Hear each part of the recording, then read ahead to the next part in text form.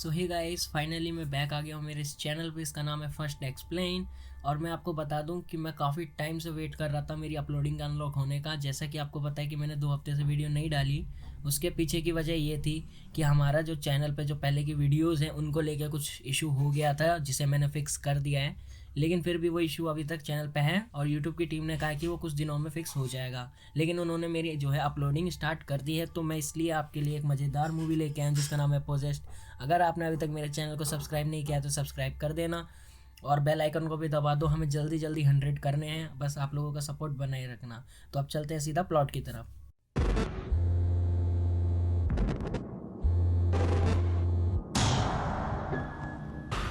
Do some mystery.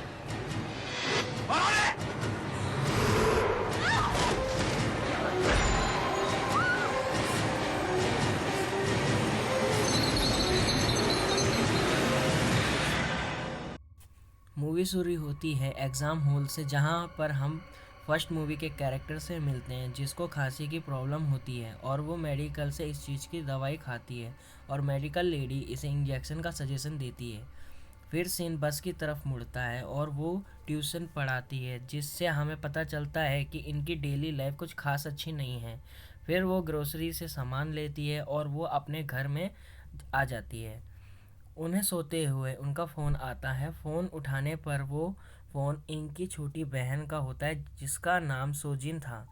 फिर वो इनका हाल चाल पूछती है और फिर कट जाता है। फिर सीन बदल कर मॉर्निंग पर शिफ्ट हो जाता है, जहाँ इन्हें फिर से कॉल आता है, जहाँ हमें पता चलता है कि इनकी इस बार का जो कॉल आया है वो मॉम की तरफ से आया है और वो ये बताती है कि सोजिन घर छोड़कर चली गई है। फिर सीन घर पर जाता है और हमें देखते हैं कि ये गेट पर नॉक करा है और इनकी मॉम आ जाती हैं बाहर। लेकिन हम ये चीज़ नोटिस करते हैं कि ये बाहर जब गेट खोलती हैं तो काफ़ी वियर्ड तरीके से देखती हैं। हम आपको ये छोटी छोटी बातें इस बार इसलिए बता रहे हैं ताकि आप इनको नोटिस करें। इन्हें नोटिस करके रखना ताकि मैं तुम्हें एंड में इन सारी चीज़ों का मतलब एक साथ समझा सकूं, ताकि आपको कोई कन्फ्यूज़न ना हो।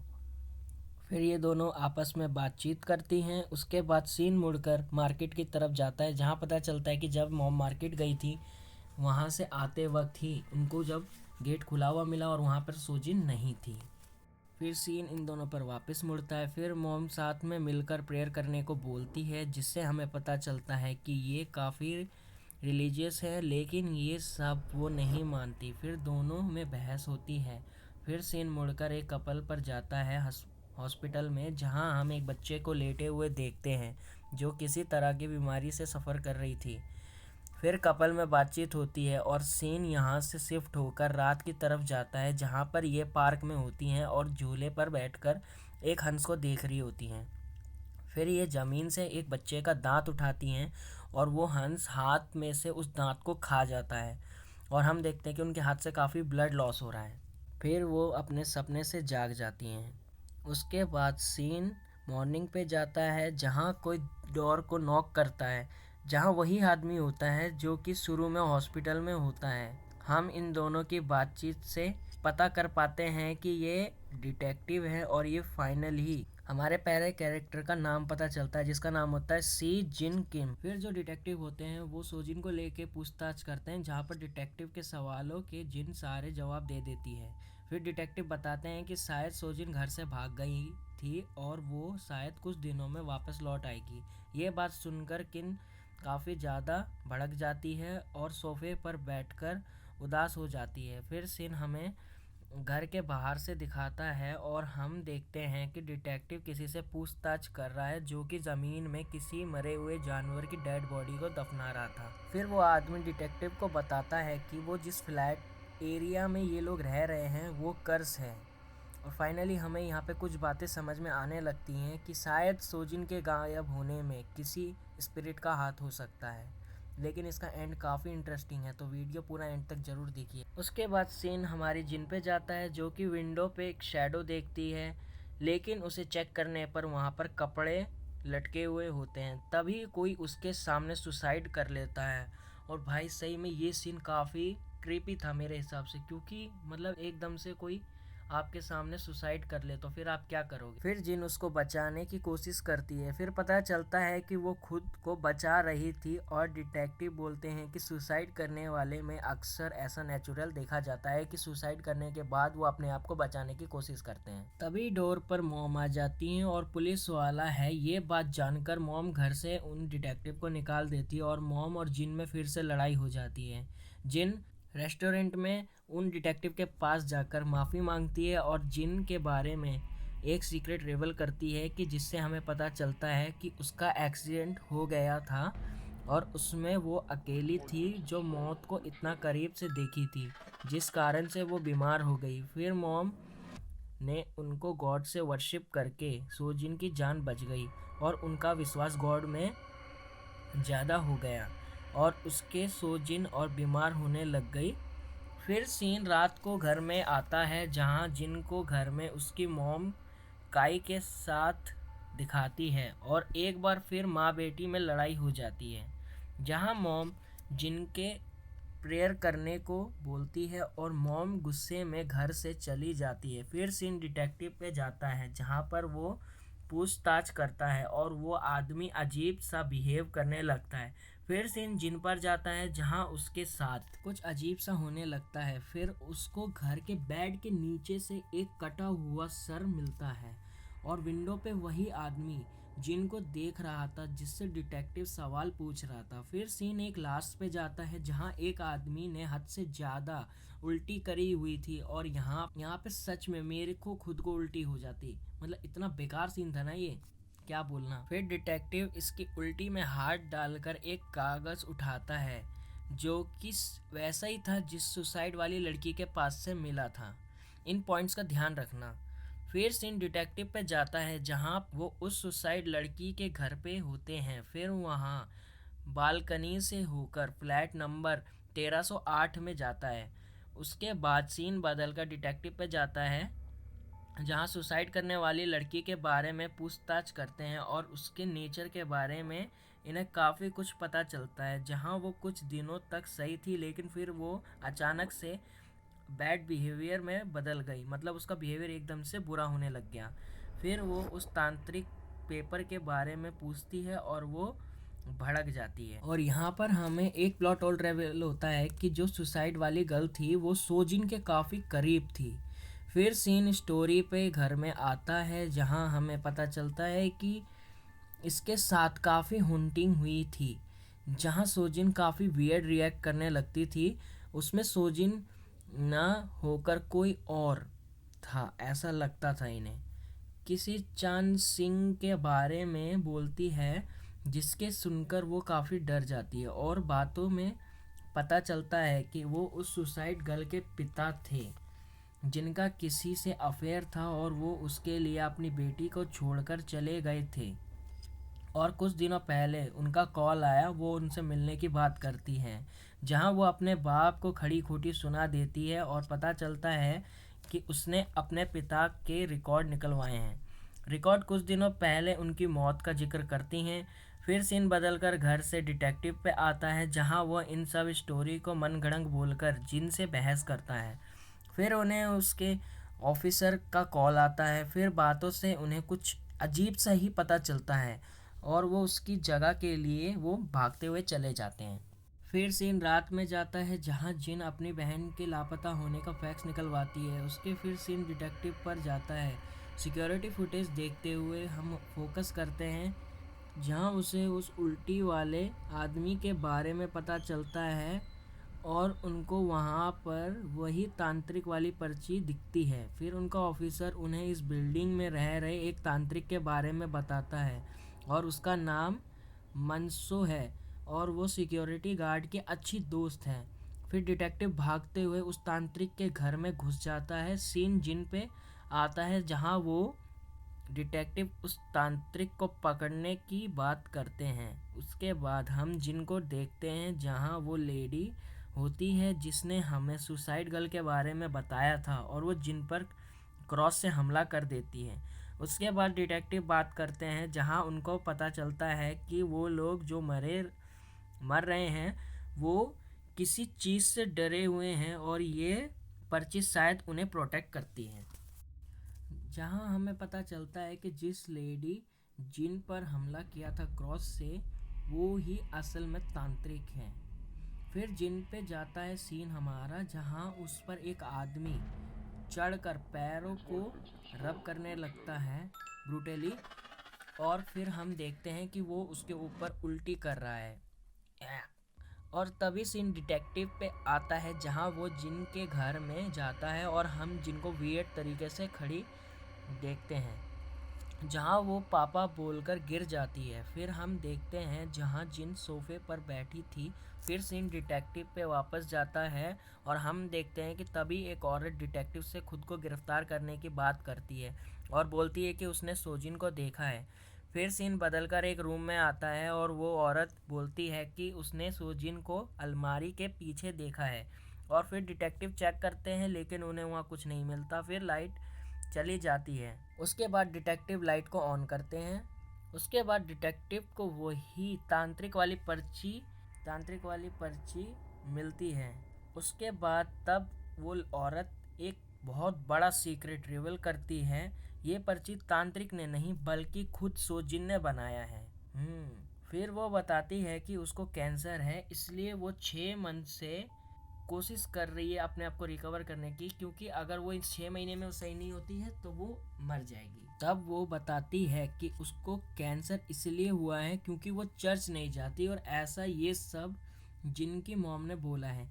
उसके ये और सुसाइड वाली लड़की साथ में सोजिन की मॉम के साथ मिलकर घर में प्रेयर कर रही होती हैं। तभी सोजिन आती है और अपनी मॉम से खाना मांगती है। फिर खाना देकर मॉम चर्च के लिए निकलती हैं और सोजिन अपनी मॉम चादर लेकर जाने को बोलती है। और तभी कोई मरेगा बारिश वाले दिन, ऐसा सोजिन बोलती है।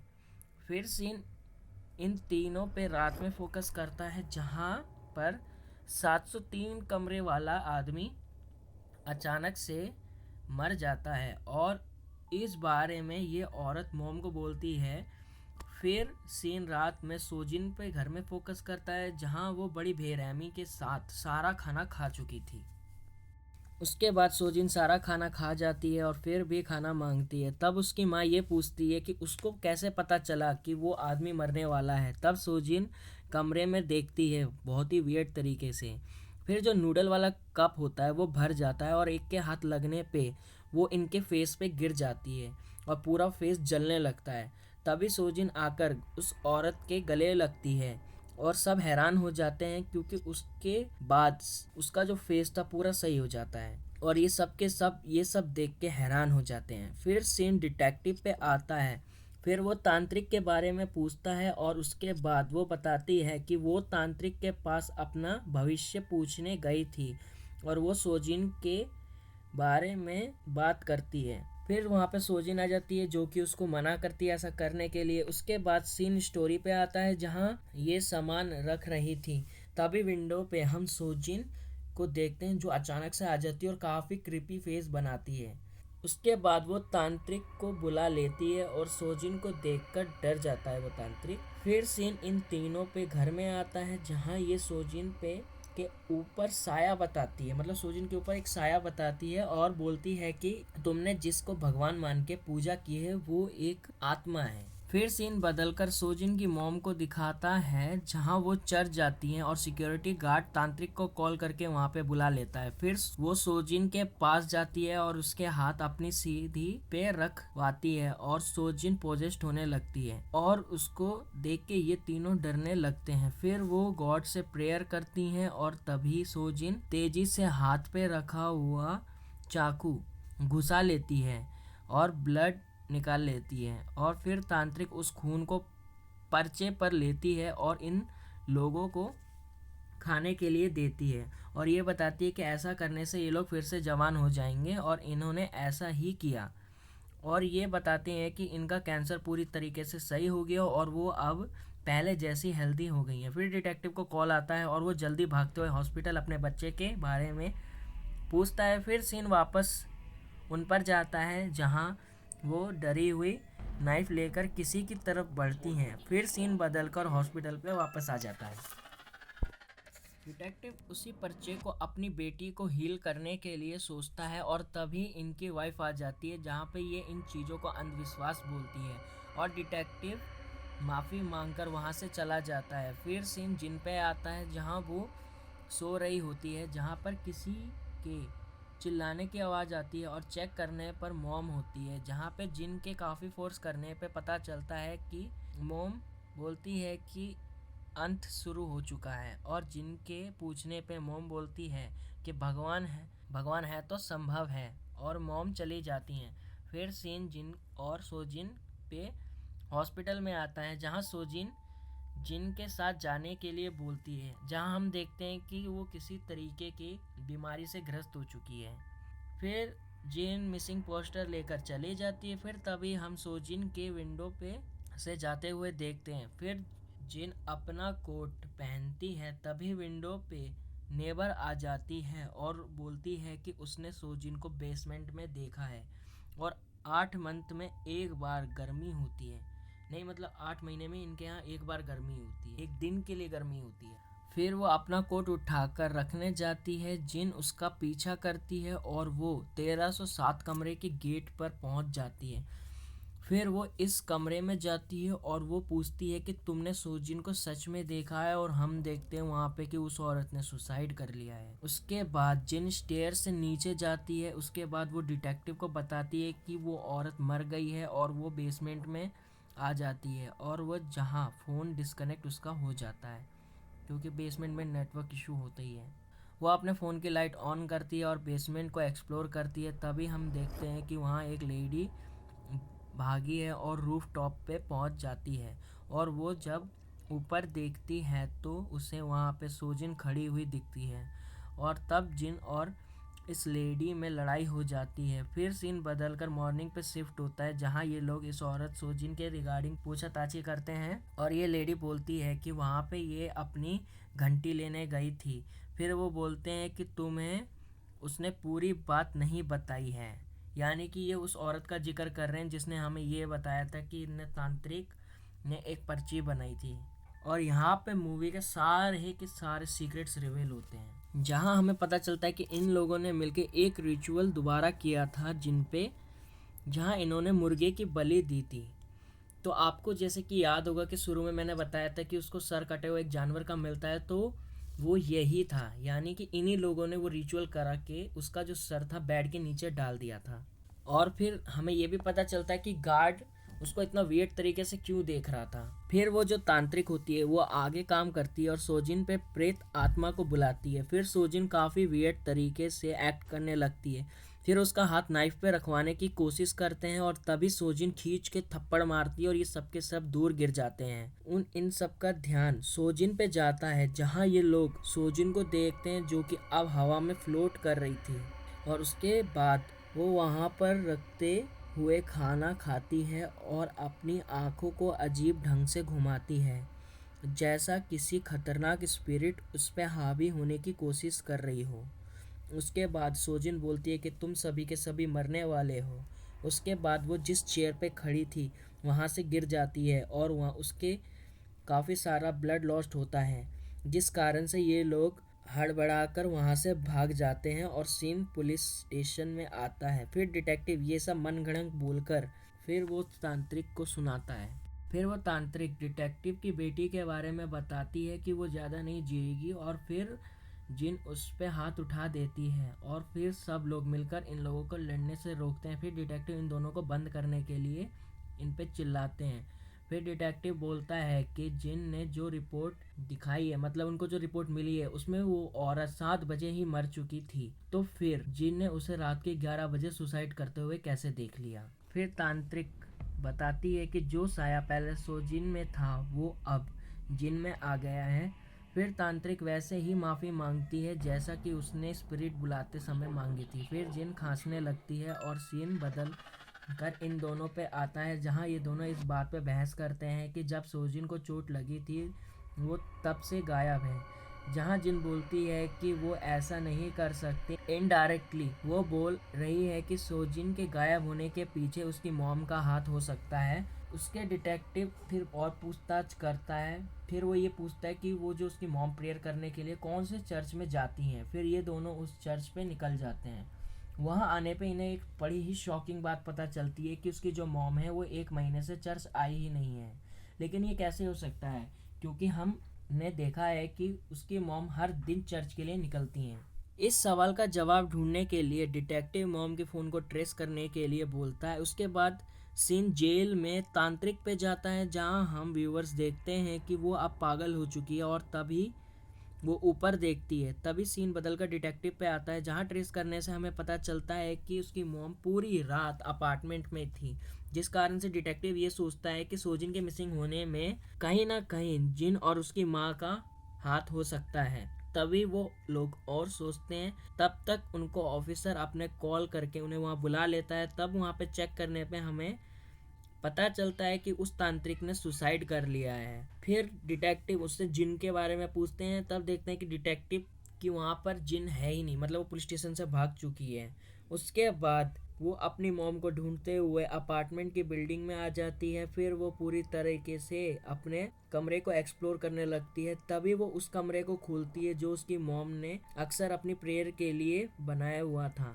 उसके बाद जिन अंदर आ जाती है और वो आकर देखती है कि क्रॉस के नीचे काफ़ी झाड़ फूड़ पड़ा है। और वो जब उस झाड़ को हटाती है तो उसको वहाँ पे कुछ मिले ही उससे पहले ही वहाँ पर डिटेक्टिव आ जाता है और जिनसे पूछने लगता है कि उसने अपनी मॉम को कहाँ पे छुपाया है। फिर जिन के करीब आता है और उससे पूछने लगता है कि वो असल में है कौन। तभी वो बेहोश होने लगती है और हमें ये अजीब सा देखते हैं। और फिर जिन में डिटेक्टिव की बेटी की स्पिरिट आ जाती है। फिर वो वही शब्द बोलती है जो डिटेक्टिव ने अपनी बेटी से बोला था। उसके बाद डिटेक्टिव ये सब सुनकर इन चीज़ों पे यकीन करने लगता है और वैसे ही माफ़ी मांगता है अपनी बेटी को बचाने के लिए, जैसा कि उस तांत्रिक ने मांगा था। फिर सीन बदलकर हम देखते हैं कि जिन रूफ टॉप पर खड़ी है। फिर वो ऊपर देखती है जहां उसे उसकी मॉम मिलती है और सोजिन उसे वहां पर मरी हुई मिलती है। जब जिन चिल्ला चिल्ला कर पूछती है कि ये किसने किया, तब मॉम बोलती है कि वो जल्द ही उसके आने से जाग जाएगी।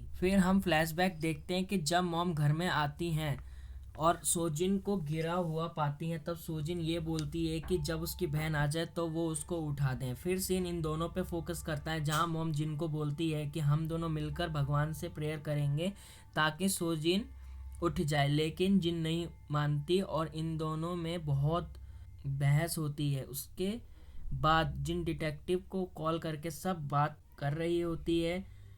तब उसकी मॉम छत से कूद जाती है और जिन हाथ पकड़कर उसको बचाती है। तभी उसकी मॉम माफ़ी मांगती है और तभी जिन अपने पीछे डरते हुए देखती है जैसे उसके पीछे कोई खड़ा है। और तभी दोनों के दोनों उसी बिल्डिंग की छत से गिर जाते हैं। उसके बाद सीन हॉस्पिटल में आता है, जहाँ पर डिटेक्टिव की बेटी अब सही हो चुकी है और हम बातचीत से जान पाते हैं कि वो दोनों छत से भले ही गिरे थे, लेकिन जिन बच गई है क्योंकि गिरते समय उसकी मॉम की जो डेड बॉडी थी जिन उसके ऊपर गिरी थी। फिर सीन डिटेक्टिव की बेटी पर जाता है, जहां हम देखते हैं कि वो अब पोजेस्ड हो चुकी है। मेरा पर्सनली ओपिनियन दूँ तो ये मूवी काफ़ी अच्छी है। अगर मेरी एक्सप्लेनेशन में कोई दिक्कत हुई हो तो मुझे माफ़ करना, क्योंकि मुझे बहुत हाई फीवर है और ऊपर से गला भी बैठा हुआ है। तो हो सकता है कि मैंने कई इंपॉर्टेंट पार्ट मिस भी कर दिए होंगे या फिर कवर नहीं करे होंगे, तो उसके लिए माफ़ करना। और हमारे चैनल को जल्दी जल्दी से सब्सक्राइब कर दो ताकि हम भी अच्छा खासा चैनल ग्रोथ कर लें। हमें जल्द से जल्द 1000 सब्सक्राइबर करना है किसी भी हालत में, मार्च से पहले। अब बात करते हैं इसमें जो पर्चे का जिक्र किया है। तो मैंने अपने केसेस में ये चीज़ ज़रूर देखी है कि एक ना एक पर्ची का जिक्र होता ही है। इस पर्ची को द एडवर्टेंस करके कहते हैं, मुझे इसका पूरा नाम पता नहीं है।